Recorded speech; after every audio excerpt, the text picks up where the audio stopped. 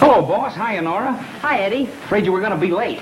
Well, how you betting on this legal battle? Think they'll put the old lady away? I'll quote the odds as soon as I look over the layout and ditch that heater.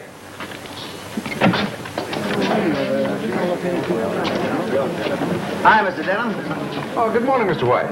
Hey, boss, how about me grabbing a couple of shots before things get started? Sure, go ahead. Who is he? That's that famous columnist. I invited him here. I still think you shouldn't attend this hearing. Suppose they make a mistake and try you. You know, there are two schools of thought about the sanity of columnists. Quiet. All right, Miss Denham, would you mind giving me a great big... Not at all. Smile? Thank you. Now remember, just leave everything to me. And don't let personal feelings enter into your testimony. We all know that Aunt Cassie is simply no longer capable of managing her money. We'll manage it much better for her. And besides, Aunt Cassie will be properly cared for in an institution. Don't you worry about a thing, Aunt Cassie. Why should I worry? I'm the only sane person in a family of nitwits. She don't look crazy to me. Reminds me of my old lady. All kindness. I guarantee you she wouldn't hurt a fly. But you ought to see those wolves. You can see dollar signs all over their faces. They're just hoping to put the old lady in the funny house so they can spend all that dough she's got. Yeah. You got it, brother. You got it.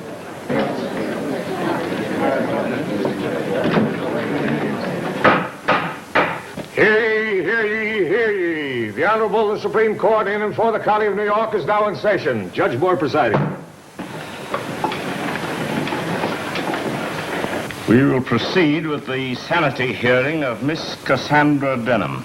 This action is brought by Attorney Garson Denham, and in behalf of himself and other relatives of said Cassandra Denham, who allege that the defendant is incompetent and physically and mentally unfit to administer her real and personal property, and pray, therefore, that she be committed to a suitable institution provided by the state for those adjudged mentally incompetent. Mentally incompetent. You will proceed, Counselor Denham. Thank you, Your Honor.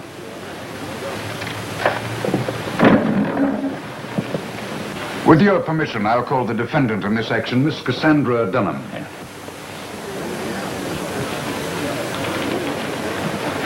Place your right hand in the Bible. Do you solemnly swear to tell the truth, the whole truth, nothing but the truth? Why not? The truth never hurt anybody.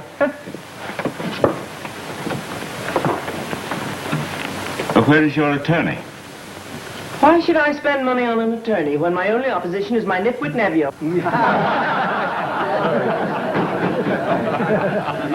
Touche. Hey, what does that mean? It means score one for the old lady. The court will be glad to appoint an attorney to represent you without charge, if you desire one. No, thank you. I can take care of myself. I must warn the spectators that this is no occasion for outbursts of hilarity.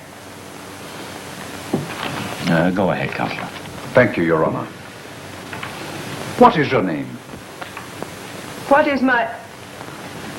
Your Honor, do I have to sit here and have my very own nephew ask me what my name is? Yes. Miss Cassandra Hildegard Denham. And what you need is a good spanking like I used to give you when you were a snip of a boy. The old lady's crazy like a fox. You will confine your answers to the questions. And the court will tolerate no further demonstrations. Go ahead, Counselor. Thank you. How much wealth do you possess, Miss Denham? Do I have to answer that question? Yes. $3 million, and I'm going to hang on to it.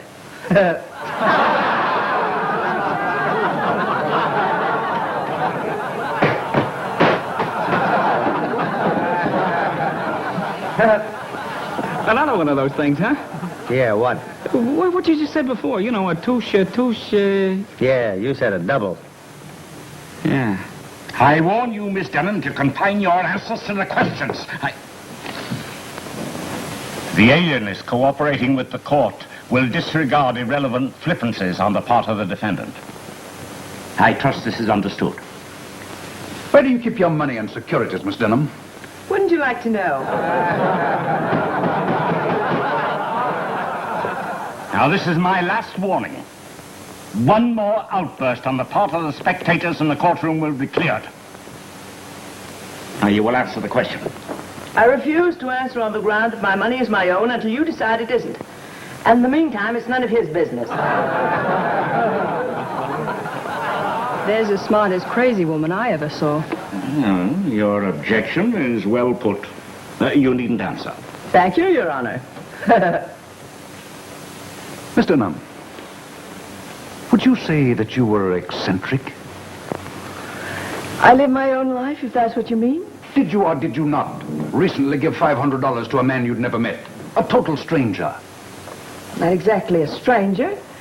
He was a farmer who lived up the road a piece from me.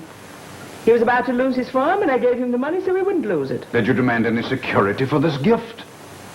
Why should I? The man's honest.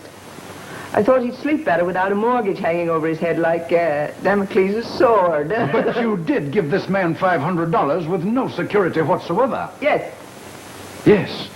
Well, there you are, Your Honor. You see, it's perfectly obvious that my aunt is dissipating her assets. They're my assets. I'll give you 10 to 1 she never sees a padded cell. What do you think I am, a sucker? Yes. Proceed. Miss Denham, tell me, is it true that you use vinegar on your apple pie? Why, yes.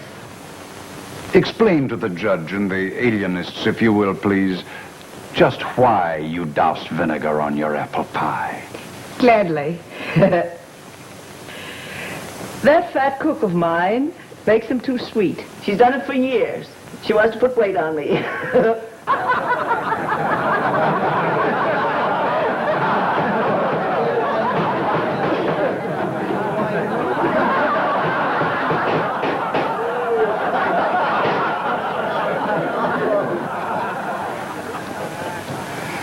I give up, Your Honor. You should have done that long ago. This action is dismissed for lack of evidence. Hearing adjourned. Your Honor, Yes? I want to thank you.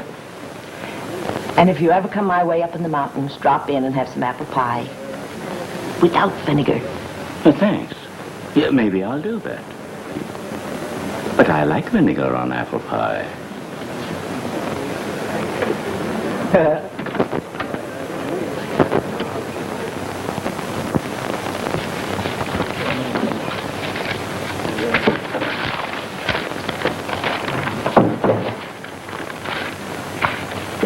If you'd stop throwing those things around and tell me what you're looking for, maybe I could help you find it. Well, Brian, one of these days I'm going to clear off this desk. You do, and you'll be out of business. What are you looking for? I'm trying to find that Hollywood item that Danny Dover sent about a week ago. For your information, it's down in the composing room, all set up in type. Oh, Brian, I don't know what I'd do without you. Neither do I. Now that you have that problem off your mind, do you think you'd like to see a caller? Who? Garson Denham. That lawyer who got his ears pinned back last week trying to put his ad in an asylum. What does he want? Maybe he wants to put you in one. He seems sort of anxious about something. All right, have him come in, but you stay in the room when I'm talking to him. I'm allergic to lawyers. Okay. Come in, Mr. Denham. Good morning, Mr. Denham. Good morning, Mr. White. May I speak to you alone, please? I am alone. Miss O'Brien is part of me. Which part? Quiet. Have a chair, Mr. Denham. Speak freely. Thank you. You look a bit worried. I am worried, Mr. White. This letter. This letter is definite proof that my Aunt Cassandra is mentally unbalanced. Mm-hmm. I don't get it. This is just a simple invitation for you to spend a week at her place in the mountains. Yes, but she sent the same invitation to all the Denhams. And you'll notice she insists that we all arrive Friday. Friday, promptly at midnight. Now, why should she want us all to arrive at Greylock promptly on the stroke of 12? Perhaps 12's her favorite number. I tell you, there's something sinister about this invitation. You'll notice she also says that any relative who fails to show up will be eliminated from her will. Yeah, I noticed that. A sort of a command performance, isn't it? Oh, it ought to be a cozy little group. With all you Denhams gathered around the festive board with the old lady you try to put in the booby hatch. I tell you, I have a feeling that something terrible is going to happen. Oh, come, Mr. Denham, you're taking it all too seriously. She probably just wants to bury the hatchet now that she's been declared sane. Sure, it's a great sport. Burying hatchets at midnight, especially in people. You may scoff, but I have a premonition of death. I believe she plans to kill us all. After which she'll probably confess and say, Sheriff, I did it with my little hatchet. Oh, stop it. Stop it, O'Brien. Hey, it does seem funny. Oh, poppycock. I watch your aunt on the witness stand, and she's no killer. She's intelligent and harmless. And what a sense of humor. It may strike her as humorous to murder us all in our beds. Mr. White, I'm going to leave this letter with you, just in case anything does happen to me. This fantastic idea of having us arrive at midnight is the handiwork of a madwoman. You'll see that. Okay, Mr. Denham, I'll be watching for murder news from Greylock. And if anything does happen, you'll see that she's brought to justice. Oh, sure. Thank you, Mr. White. Goodbye. Goodbye. Goodbye, Mr. Denham. See you in a shroud.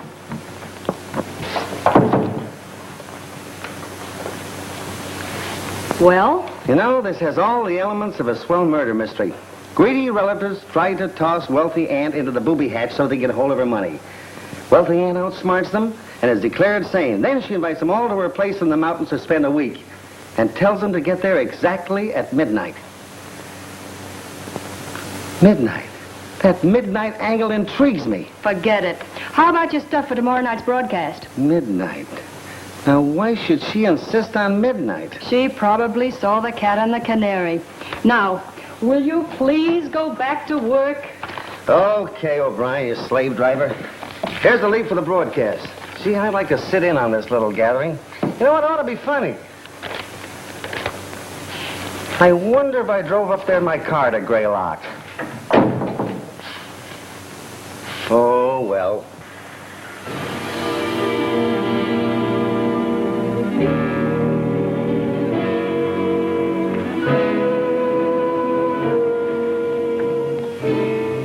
Well, here we are. Aunt Cassie can't say we aren't prompt. It's still only 10 minutes to 12. I don't care what time it is. We shouldn't be visiting a crazy woman. No, stop it, will you? Stop it.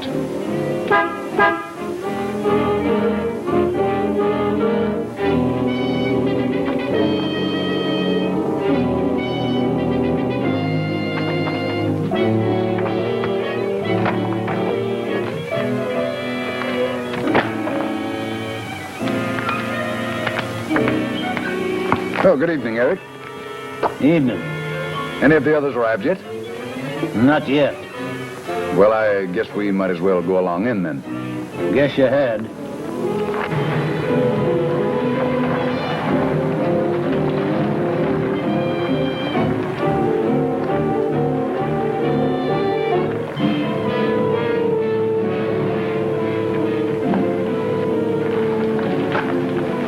Morning, Eric.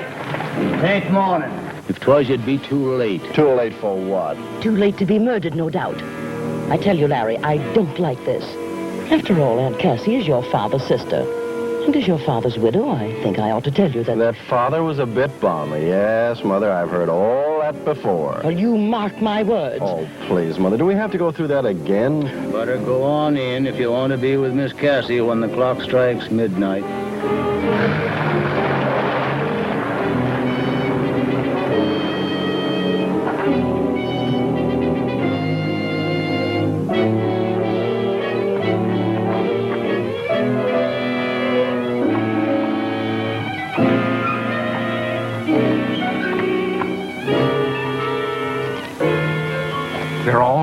aren't they? I watched them come from my garden.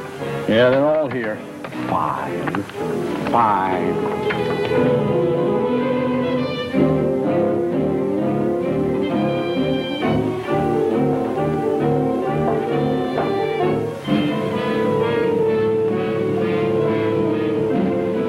For goodness sakes, Garson, stop that pacing.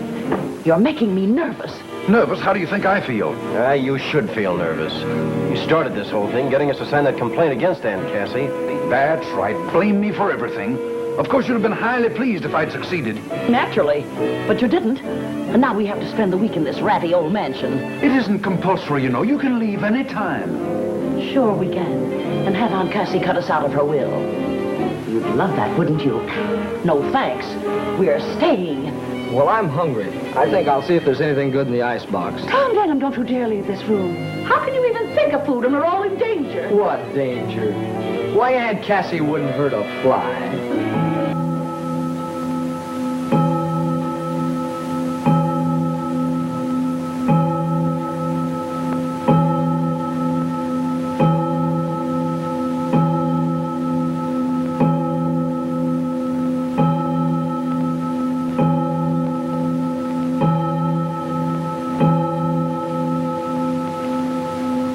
Welcome to Greylock, my precious relatives. Aunt Cassie and Cousin Mary. Aunt Cassie, I know that I speak for all of us when I say that we're delighted to be here. We certainly are. And I always look forward to visiting your charming old mansion. Greylock is such a lovely, restful place. Oh, Aunt Cassie, you look younger every day. Poppycock, stop fawning over me. A week ago, you were trying to put me in a padded cell. But Aunt Cassie, you know we only did it for your own protection. And to get her money. Keep quiet, child. I'll handle this.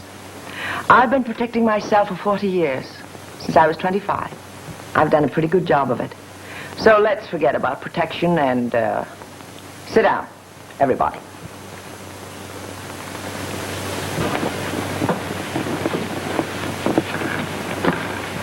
First, I want you to know I brought you here for a purpose. I want to study you all for a week. Just like a scientist studies rats and guinea pigs in his laboratory. After all, I'm 65. I can't live forever. Everyone must die someday. Oh, please, Aunt Cassie, don't talk about dying. Why, you're the picture of health. And, well, I want to say right now that I had nothing to do with the attempt to, well, send you away. It was all Cousin Garson's fault. He talked everybody into signing the petition. Silence. I don't care who started it. The fact remains that sooner or later I'll leave this vale of tears and laughter.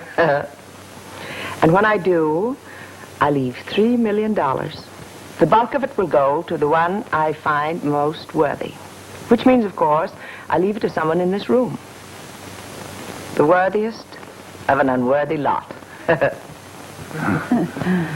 I warn you, flattery will get you nowhere. So be yourselves. We'll retire now.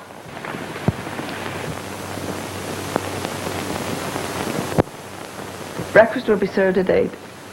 I'll expect you, all of you, to be at the table promptly. I hope you sleep well. Don't let the knowledge that you're sleeping under the same roof with $3 million disturb your slumbers. Come, child. Aunt Cassie, you mean that you keep all that money here in this house? Why not? With everyone trying to take it away from me? I like to keep it around to check up on it once in a while. But don't try to look for it. You wouldn't find it in a million years. Did you ring, Miss Cassie? Yes. Have you placed the luggage in the right rooms? Everything is just as you ordered it. Good. Now we'll all have a splendid night's sleep. Come along. I'll distribute you.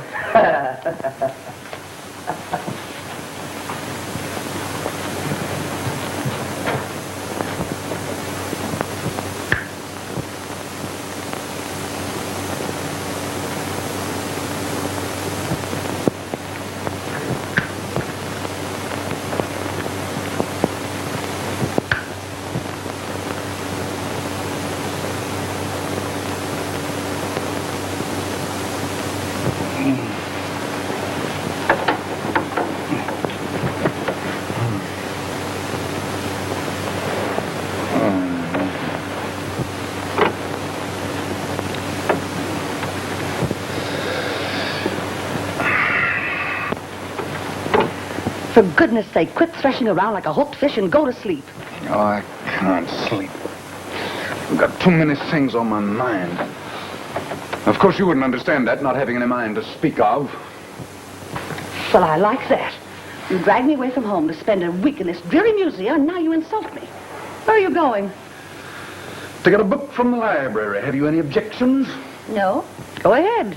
Go and get killed wandering around in the middle of the night. You said yourself you had a premonition of death before we left home. Well, I've revised my estimate of the situation. Aunt Cassie may be a bit eccentric, but we're not in any danger. You go to sleep. I shan't be long.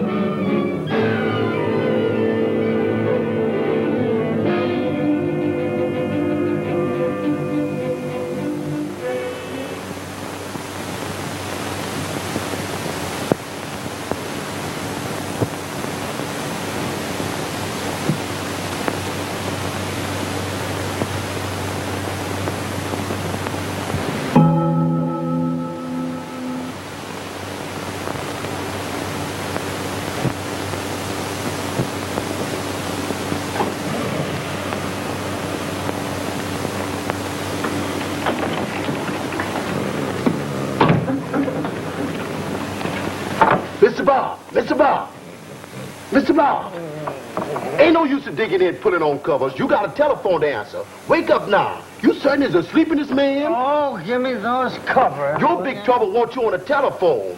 Ain't no use arguing with Miss Nora. Oh, Brian. Oh. Boy, at 10 o'clock in the morning? She knows better than that. Tell her I never talk to anybody in my sleep. She said you'd jump right out of bed if I tell you lawyer Denham have met her with some killing. What? Yes, indeed. And Mr. Denham's a corpse. Well, why did you say so? I kept trying to, sir. Well, pack me a bag. Yes, Hurry up. sir. Yes, sir. Hooray, a murder.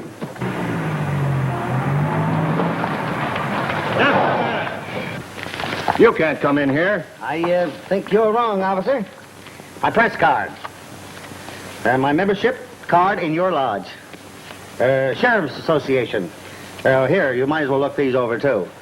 Honorary memberships in police organizations from Miami to Los Angeles. Goofy, isn't it? But then some people collect matches. Are you really Bob White, the fellow that writes a column? In the flesh, officer. Meet my secretary, Miss Nora O'Brien, and the alert young gentleman on the other side is Eddie Stutz, one of the best newspaper photographers in New York. I'm sure he'll want to take your picture before we leave. Won't we, Eddie? Oh, sure. Where'll I find the sheriff? Oh, Sheriff Boggs is holding an inquiry in the house right this minute. Thanks, officer. Be vigilant.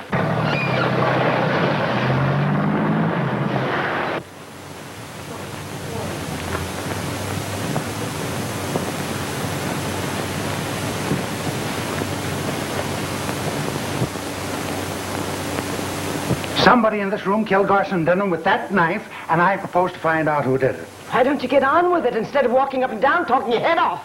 Murder cases take time. I've got to do a lot of deducting. Deducting? You sound like a millionaire making out his income tax. All right, everybody, hold it, please. Thank you. Who are you? I'm Bob White, New York Evening Register, with cameraman and secretary. Now, tell me who you are. Let me think. You're Sheriff Boggs, and you're conducting an inquiry into the death of Garson Denham. Hi, Sheriff. How is the inquiry progressing? Well, confidential, Mr. White, it ain't going so hot. Oh. They won't talk. Nobody knows nothing. Open and shut case, huh? Mostly shut. Shudder in the dickens, but I'll solve it. You may not know it, Mr. White, but I'm a regular reader of your column. Well, thanks, Sheriff. Make a note of that. I got another reader. Maybe when I do solve this dastardly crime, you can write one of them editorials about me, like you wrote about J. Edgar Hoover or Dr. Defoe. Well, I'd be glad to, Sheriff, but how about the crime? Got any clues? Only this knife. I found it sticking in the corpus delicti. Take a look at it. No, Sheriff. You take care of that. I'm allergic to knives. It dates way back to the time he learned to use a fork. Quiet. Well, Miss Denham, I see your family reunion got off to a nice little murder. Something's always interfering with my plans. If you mention me in your column, be sure and spell my name right. Oh, you read my column? Yes. Oh, thank you. I was scared to death they'd ask me that on the witness stand. If I'd admitted it, they'd have thought sure I was crazy. You know, Miss Denham, you and I are just going to get along fine. Just fine. I tell you, I got orders not to let anybody in here. Tell me I can't come calling Cassie Denham when she's in trouble. Get out of my way. Why, what are they doing to you, Cassandra? Are they accusing you of killing Garson Denham? If they are, I can tell them they're wrong. Any man who went snooping around like he did last night was bound to get his comeuppance. How do you know he was snooping? I saw him through the library window. What time was that? About 1 o'clock in the morning. Trowbridge Montrose, what were you doing looking through my library window at 1 o'clock in the morning? Probably looking for a book. Speak up, Mr. Montrose. How'd you happen to be snooping at that hour? I was walking in my garden. All of a sudden, I saw a light come on in Cassie's library. I peeked through the window and saw Garson Denham snooping, looking behind pictures and pulling books from shelves. What else did you see? Well, that was all. When he quit snooping and sat down to read, I went home. Do you generally walk in your garden at 1 o'clock in the morning? Always, when the flowers are in bloom. The scent of flowers at night is much sweeter than it is in the daytime. I love the scent of flowers at night. Your name wouldn't be Ferdinand, would it? No. I was christened Trowbridge Cadwallader Montrose. However, my grandfather's name was Ferdinand. That explains it. Probably hereditary. What is hereditary? Look, Mr. Montrose, suppose we forget the whole thing? Mr. White, what is your theory of this crime? Well, Sheriff, I haven't had time to theorize, but I have a suggestion. What is it? I have a friend in New York with the name of Philo Christopher. Now, he writes murder mysteries. If I sent for him, probably he could help. Oh, no, you don't. I've read all his books, and I don't like the way he solves his crimes. He always brings in an outside character in the last 3 pages and pins the murder on him, just to fool his readers.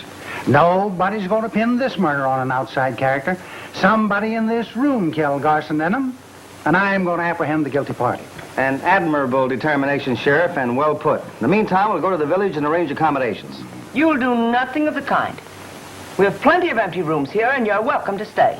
In fact, Mr. White, you can sleep in the bed George Washington once slept in. What, another? Father of our country certainly got around, didn't he? I accept your hospitality, Miss Cassandra, and you're very kind. In the meantime, Sheriff, what happens now? I don't rightly know. You fool, you blundering idiot. How can you be so dumb? You know this mad woman committed murder. Why don't you arrest her? Now, take it easy, Mrs. Denham. I've got no proof that she killed your husband. Proof? Proof? What more proof do you want? She invited us here for a visit and insisted we arrive at midnight. Then she informed us she's going to study us for a week, like rats or guinea pigs. She had every reason to kill Gosson, because he wanted to put her where she belonged, in an asylum. I demand that you arrest her. Now, hold on. Aunt Cassie's been doing queer things around these parts as long as I can remember. But she ain't crazy. The court just decided that. And I am arresting nobody till I've got proof. You fool! You're protecting a murderess. Tom, take me home. I'll not stay in this house another minute. Oh, yes, you will.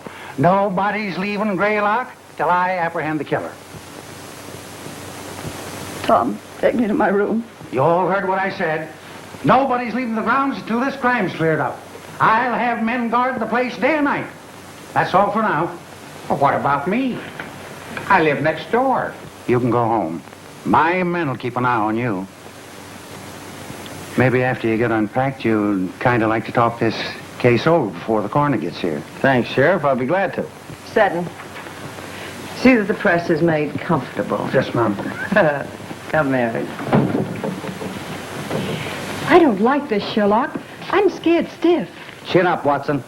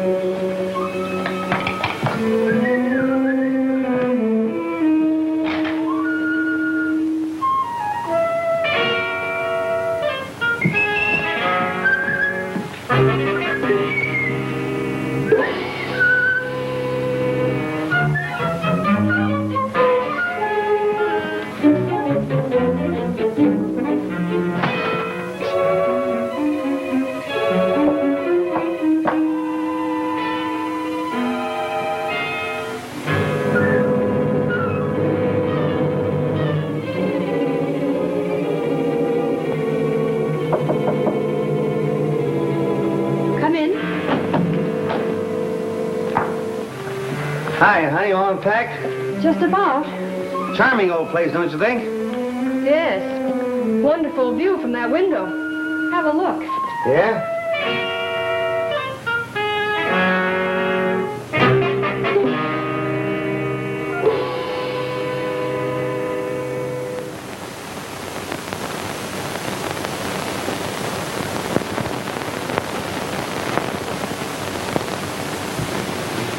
I told you the view was wonderful. Yeah, but the murderer used a knife. Well, maybe the next victim will be poisoned. Listen, honey, don't let this thing get you. There won't be any more murders. Come on, let's go down and kibbutz with the sheriff.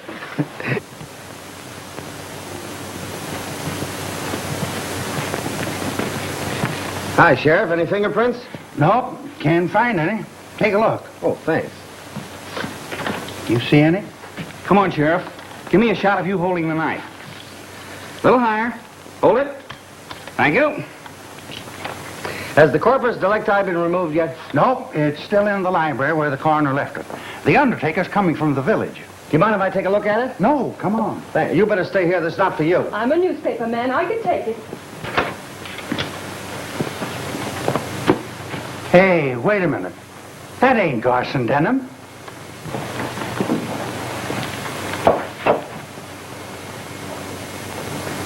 You're right, Sheriff. That's Larry Denham. But he sure is a corpus delictus. Oh, look.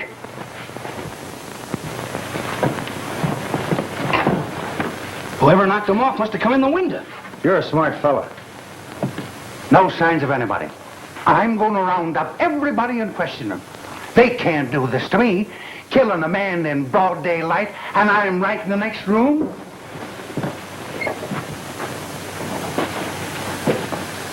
Well, here we go again, Miss Denham.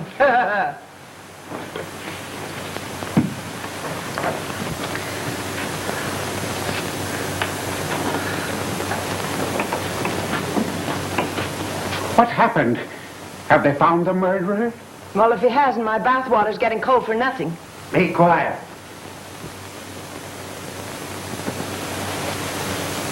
Where were you during the last half hour? I was transplanting a tree near the entrance gate. Deputy Judkins was with me. That's right, Sheriff. What about you? I was greasing the car in the garage. You look it.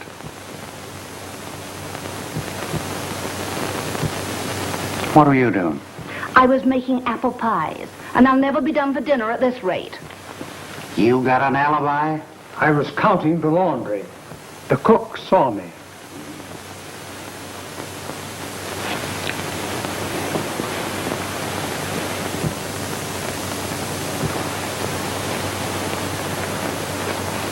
What were you doing?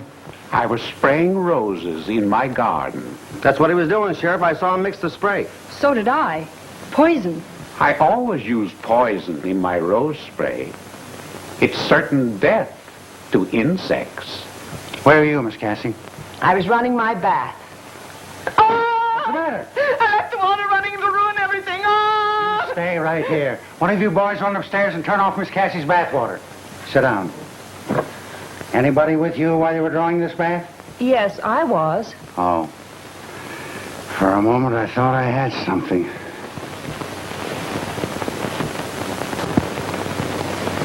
And I was walking in the garden by the summer house. You didn't walk by the library by any chance, did you? Yes, I did. Why? Oh, just idle curiosity. Anybody see you taking this walk? I was watching him all the time, Sheriff. He never got out of my sight. Well, Sheriff, that's that. It sure is. How about you, Mrs. Denham? I was lying down, trying to rest.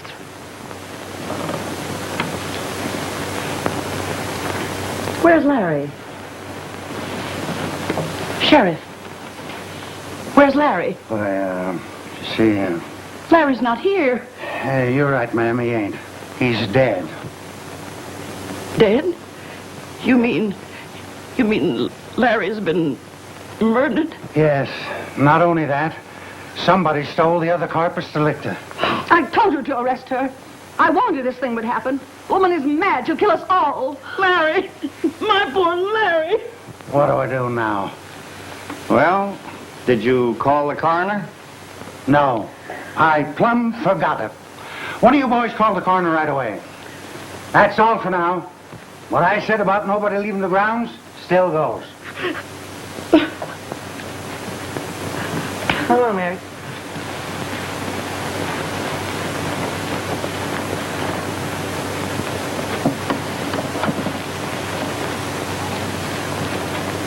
All right, boys, keep an eye outside. What do you folks make of this? They've all got alibis. I'm beginning to think maybe I did it. If you did, you're holding out on your paper. You haven't phoned in your story yet. That's right, I haven't. Proving you're a columnist, not a reporter. Now look, mister, let's get out of this funny house and go back to New York. They'll be dancing in 52nd Street tonight while we're playing tag with a knife thrower. You've got a fair start with your column with readers from New York to Shanghai, China.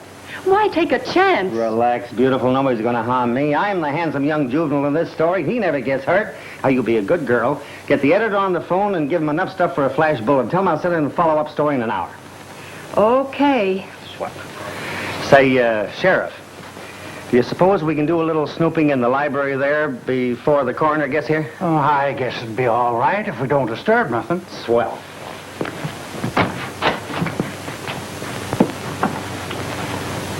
It's gone. There ain't no corpus delicti. Things are now beginning to conform to pattern. What are you talking about? There comes a time in every murder mystery when all of the corpus delicti are missing. It generally happens just past the middle of the picture.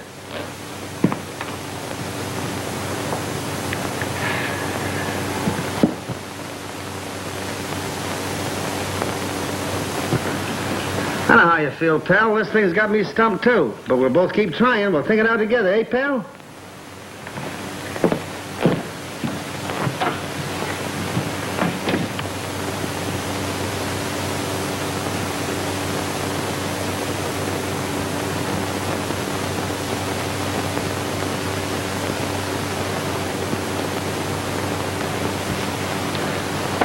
Yes, sir. The law always catches up to the guilty party.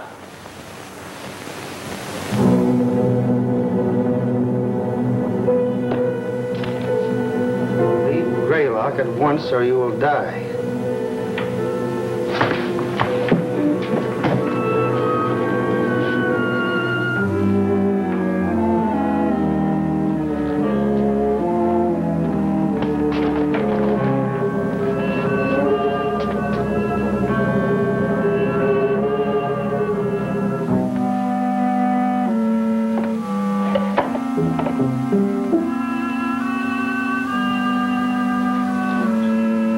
Better come out of there or I'll shoot.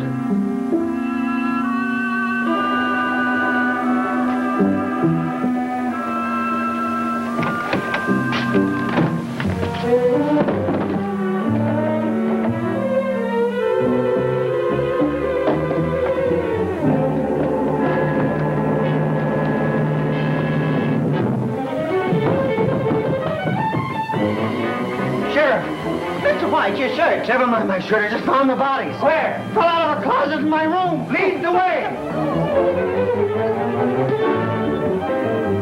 Where are the bodies? I don't see anyone. Where they're gone. Are you sure you're not ill? You got a bottle you've been holding out on me. Why, I tell you they were right there. I came out of that bathroom and the statue was gone. There was a note there saying, "You leave gray like a once or you die." I rushed to the door and it was locked. I looked at the key and I saw it was turned. So I knew there was somebody inside this room. So I went to the window there and it was locked.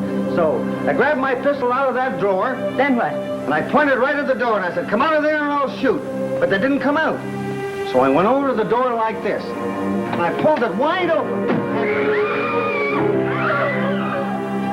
There they are again. Who's crazy now? Huh? Give me time, I'll find out who stole that statue and wrote that note, too. I don't care anything about statues and notes. Somebody call the coroner and undertaker. I've got the 2 corpus delictuses, and by golly, nobody's going to take them away from me. Sheriff, don't you think you ought to let my relatives go home? If the whole family's killed off, there'll be nobody to inherit my money. Sorry, Miss Cassie. Nobody leaves till I find the killer. Don't say I didn't warn you. I'll bet you a pretty penny there'll be more killings before this thing is over. Now, Mary. 10 o'clock and time for the last-minute news and flashes. Fernbrook, New York. Sheriff William Boggs, in charge of investigation of 2 murders which occurred during the past 24 hours at Greylock, the lovely mountain estate of Miss Cassandra Denham, issued a statement an hour ago predicting early apprehension of the killer. Several important clues have been unearthed, the sheriff declared. Detroit, Michigan. Pickets picketed pickets today when... Oh, you've got some new clues, eh, Sheriff? Well, not exactly, but after all, I've got the corpus delictuses. But nothing else? No, but I've got the place guarded. Not a soul can get past my men going or coming. Good evening, everybody. I was taking my usual walk in the garden. I thought I'd drop in and see if there's anything that I could do. Did any of my men stop you on the way in? Why, no. I saw no one. Your deputy's a regular watchdog, Sheriff. There'll be bloodhounds when I get through dressing them down. Well, I think I'll get a little shut-eye, as you say in your column. Good night, everybody. Good night. I accompany you to the stairs. All right. Yeah.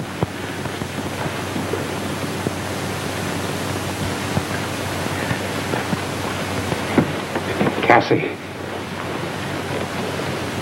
is there anything you want to tell me? No. Remember, I'll always stand by you. Don't overdo it. Good night. Good night. That sweet little soul who just left gives me the jiving jitters. I wonder who she'll kill next. Here, you cut that out. You're as jumpy as a pogo stick. She's not a killer. How do you know she isn't? Because she's not strong enough to shuffle the bodies of 2 full-grown men around like a set of Indian clubs. I guess you're right. How about a breath of fresh air before we turn in? I need it. How about you, Ed? No, thanks. Night air irritates my throat, unless it's in nightclubs. I'll grab a couple of shots of the Chamber of Horrors while you're gone. That room fascinates me.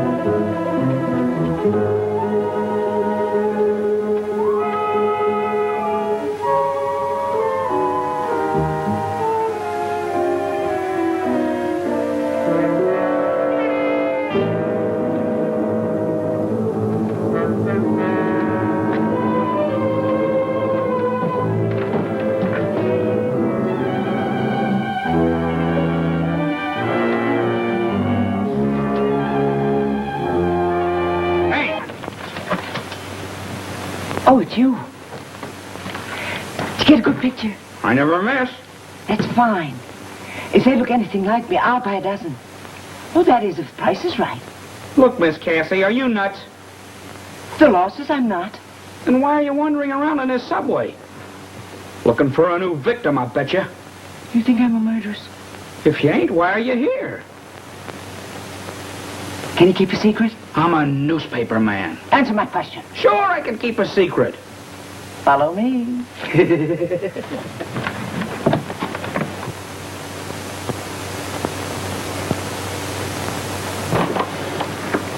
Come on, come on.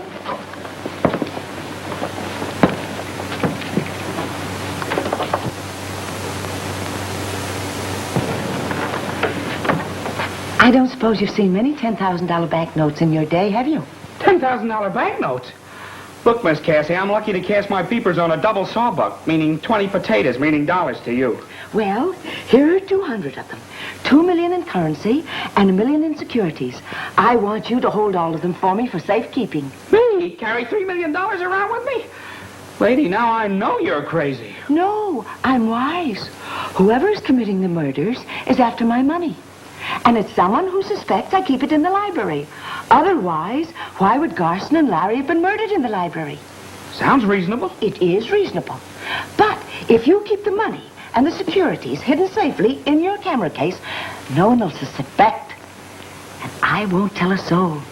Because you might be murdered, too. But you find yourself another boy. It ain't worth the risk. Oh, yes, it is. Because when the murderer is apprehended, I'm going to give you one of these nice, crisp banknotes. You mean I get $10,000? Yes. Aunt Cassie, you made a deal. So you got any idea who the killer might be? Oh, I hope it isn't the one I suspect. Who's that? My neighbor, Trowbridge Montrose. You mean the flower smeller? Yes. He's been in love with me for years. I get it. A short engagement, huh? No, we're not engaged. I can't make up my mind. Don't worry, you'll get around to it. What makes you think he's the killer? Because he was furious when my relatives tried to put me in the insane asylum. He cracked his knuckles. And every time he does that, I know he's furious. He wanted to give them a dose of his rose spray. You mean the poison that he kills the bugs with? Yes. Oh, I do hope the next murder is by poison. My mind will be relieved. Next murder? Oh, yes. There'll be other murders. Goodbye. Oh, boy, this thing's got me stymied. Let's sit down. Okay. It's a cinch it's not Aunt Cassie. She couldn't lug bodies around. Neither could Martha Denham, nor Garson Denham's widow, or that niece that lives with the old lady. Then it must be a man. How about Tom? Oh, Tom. He doesn't strike me as a boy kill his father and cousin. Somebody's coming. Huh? Good evening. Oh, hello. Good evening. Not very sociable, are they? Well, what did you expect them to do? Sit in your lap? Oh, stop snapping at me, O'Brien. Sorry. You were eliminating suspects. Well, the butler's out. He's an old family retainer. So's Katie the cook. Fat people seldom commit murder. But cooks do use knives. Oh, not knives. Antique knives, 200 years old. Well, there's still the chauffeur and the gardener. And Mr. Trowbridge Montrose. Oh, Montrose. Monty wouldn't hurt a fly. I don't know about that. When he talked about spraying bugs, he had an unholy look in his eyes. Now, let's take the gardener. You take him. All he wants is to be left alone. Well, there's still the chauffeur. He's out, too. He was asleep over the garage when Garson Denham was killed and under a car when Larry got it. But then who is the murderer? I don't know. Maybe it's the little man that turns out the lights in electric ice boxes. Very funny. All on account of Aunt Cassie's money. If only she'd distribute it where it would do some good, there wouldn't have been any murders. Why, Tommy, you sound like you begrudge Aunt Cassie her money. I do.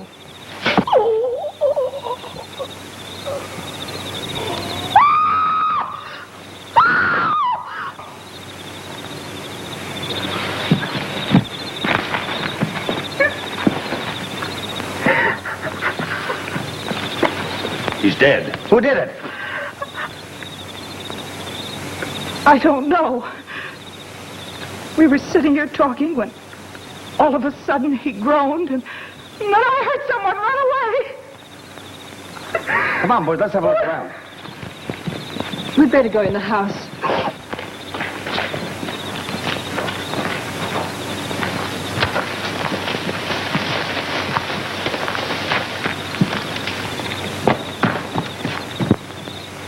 Hey, somebody over by that big tree.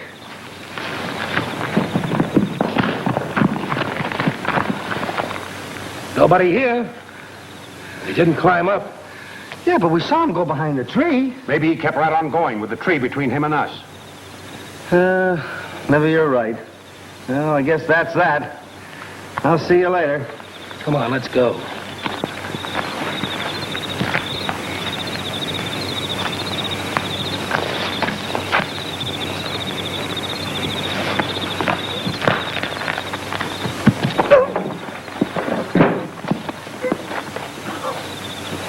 Oh, it's you. Well, who'd you think it was? Hey, suppose you tell me what you're doing sneaking around this time of night. I'm not sneaking around this time of night. I'm taking that can of oil to Michael in the garage. Oh, yeah? Well, come on. Let's see what Michael knows about this. Come on. Anybody here? Yeah. You want something? You send this fellow for a can of oil? Sure I did. What about it?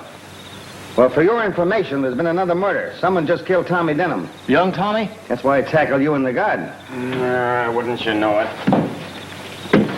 Well, I guess we might as well start for the house. The sheriff will want to question everybody again. You know, if these murders don't stop, I'm never going to get that car greased. Oh, that's going to be tough.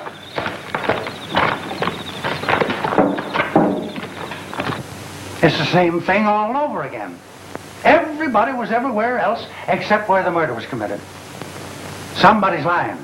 Somebody in this room murdered 3 men. How long are you going to go on being a fool? You know she's the guilty one.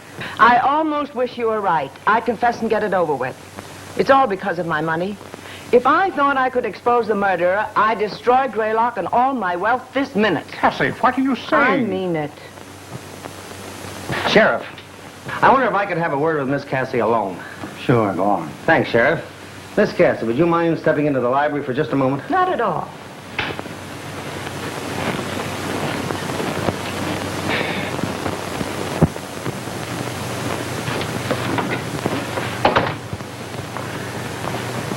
Miss Cassie, you missed your calling. What are you talking about? You could have been the great American Bernhardt. Oh, that was a great act you put on out there. Come on, give. What's your angle? You're a young smart aleck, aren't you? Don't stall me. You've got something on your mind. What is it?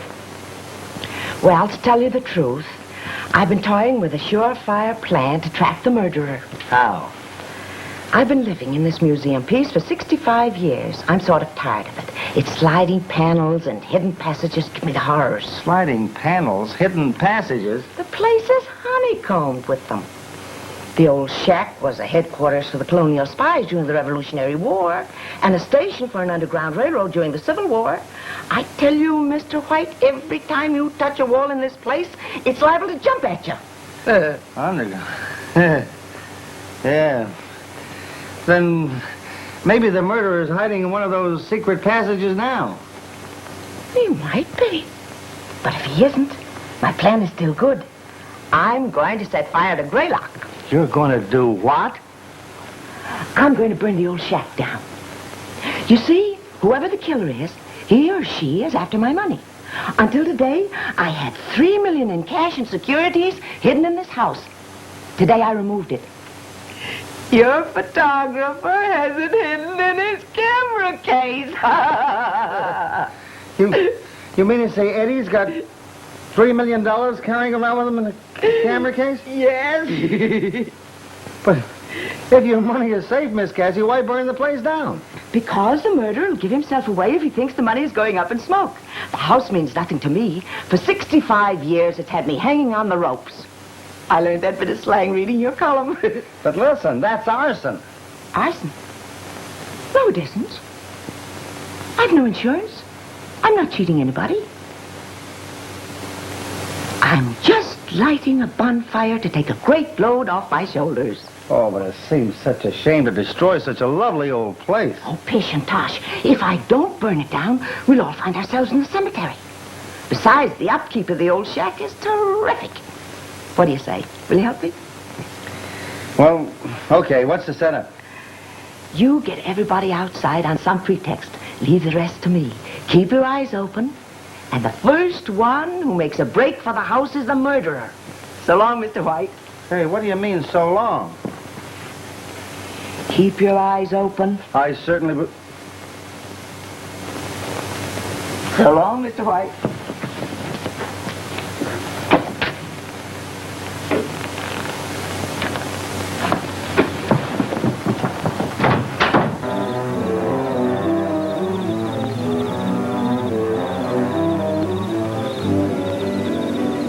Why should we be herded out here at this hour of the night? Where's Aunt Cassie?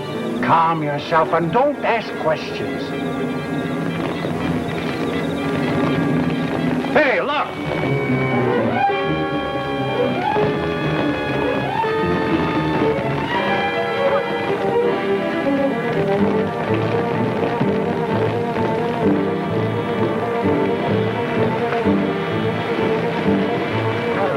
What's happened? What does this mean? Don't get excited. I set it on fire. Told her she was crazy. What are you doing, Cassie? Don't you worry about it.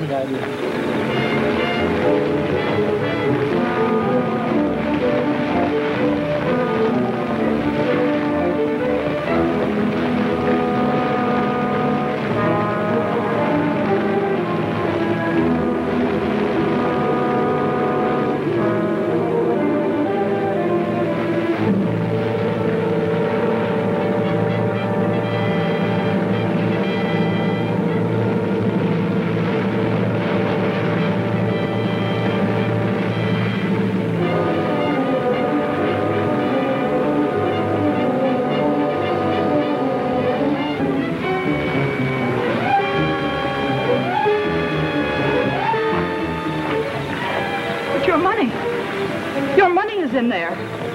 Yes, I know it. It'll be destroyed. I'm glad of it.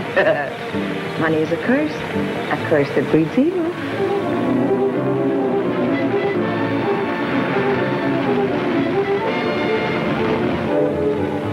Your eyes open for the break. You can't destroy it. It's mine. Mine, I tell you. I lived with you, put up with your strictness, pretended to love you, knowing that one day it would be mine. Oh, I hated you. Yet I pretended to love you, knowing that someday you would die and your money would be mine. Then when the others stepped in, I killed. Yes, Michael and I murdered so that one day it would all be mine. I would be your only heir. Tie her loose. Don't shoot! Your husband? What are you talking about? We've been married over a year. Oh, don't let them kill him. Don't, please don't. Take her to the village. Come on.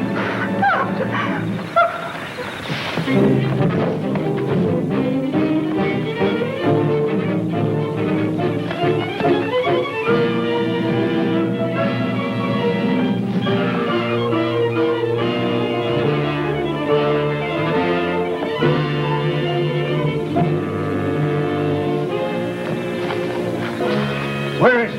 I swear he dashed behind this tree. I saw him, too. So did I. Come on. How come you're not playing Daniel Boone with the sheriff and his boys? It's not quite time for the Marines to move in. Are the Marines coming? They're practically here. Folks, follow me. I'm about to catch a killer. folks, help me get this car off the grease pit.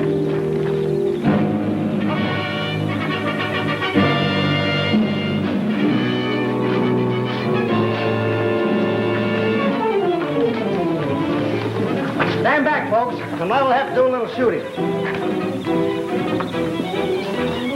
What is this? Quiet. Here he comes now. Hey! Come on. Get out of there and keep your hands in the air. Hey! Where'd you find her? Up out of a hole in the ground just like that. Thanks for tipping me off about those secret passages. I figured there must be one near that big tree in the garden after our friend here did that neat disappearing act early in the evening. Take it away, Sheriff. March.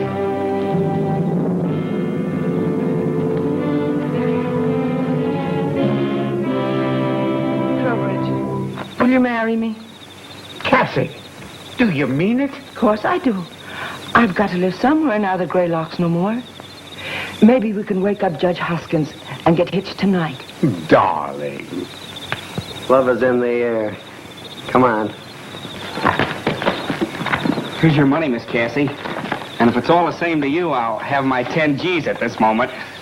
Here you are. You've earned it. Oh, boy, oh, boy, oh. Hey. Hey!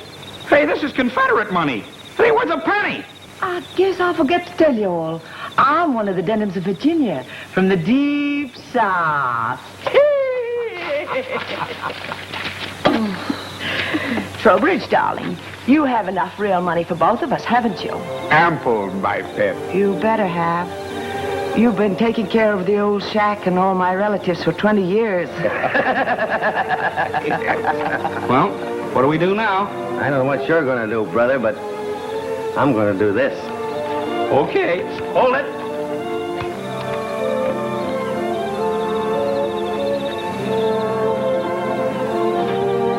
The Hayes office ain't gonna like that long kiss.